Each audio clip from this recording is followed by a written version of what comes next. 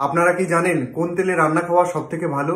এখন মোটামুটি সব বাড়িতেই high blood pressure, high blood sugar, cholesterol, fatty liver এবং হার্টের পেশেন্ট রয়েছে এবং তাদের প্রত্যেকেরই একটাই প্রশ্ন, সেটা হচ্ছে ডাক্তারবাবু কোন তেলে রান্না খাবো এবং কতটা পরিমাণে তেল খাবো। এবার ইন্ডিয়ান এনভায়রনমেন্টে রান্নার জন্য কোন তেল ভালো, সর্ষের তেল নাকি সয়াবিন তেল? ডেফিনেটলি সর্ষের তেল ভালো।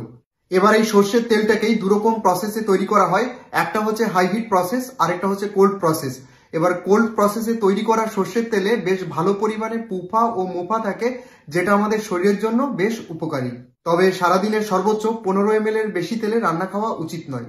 তাহলে সাদা তেল কেন ভালো নয়? কারণ সাদা তেলকে রিফাইন করার জন্য অনেকগুলি কেমিক্যাল প্রসেসের মধ্যে দিয়ে যেতে হয়, যেটা আমাদের হেলথের জন্য একদমই ভালো নয়।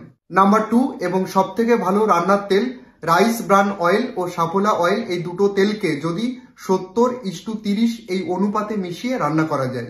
এবার ডুবো তেলে ভেজে রান্না করার জন্য কোন তেলগুলো ভালো? নাম্বার 1 নারকেল তেল, এর মধ্যে প্রচুর পরিমাণে স্যাচুরেটেড ফ্যাট থাকে এবং নারকেল তেলের স্মোকিং পয়েন্ট অনেক হাই, প্রায় 204 ডিগ্রি সেন্টিগ্রেডের কাছাকাছি। নাম্বার 2 অলিভ অয়েল এবং ঘি, এর মধ্যেও প্রচুর পরিমাণে মনো আনস্যাচুরেটেড ফ্যাট থাকে। সূর্যমুখী তেল, সয়াবিন তেল, ক্যানোলা অয়েল কখনোই ডিপ ফ্রাই করতে ব্যবহার করা উচিত নয়, কারণ এই তেলগুলোতে প্রচুর পরিমাণে পলি আনস্যাচুরেটেড ফ্যাট থাকে, যেটা উচ্চ তাপমাত্রায় অক্সিডাইজ হয়ে শরীরের ক্ষতি করে।